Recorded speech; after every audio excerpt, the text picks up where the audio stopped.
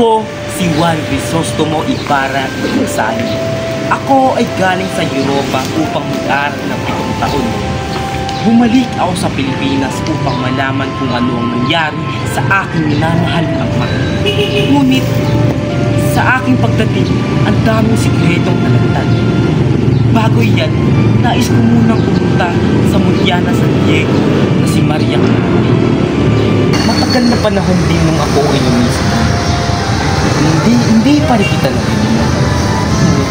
Hindi ka naniniwala. Ito ang isa sa aking patunay. Naaalala mo ang sambong na ito? Ito ay aking idinago upang ang pagbalik ko, may ipapakita ko sa iyo na hindi kita malilimutan. May isasabihin sana ako sa iyo na aalis ako para malaman kung ano ang nangyari dito sa lugar na to at malaman kung ano ang nangyari sa aking namahal na ama. Ngayon, alam ko na kung ano ang nangyari sa aking ama. Ganito pala ang nangyayari sa lugar na ito.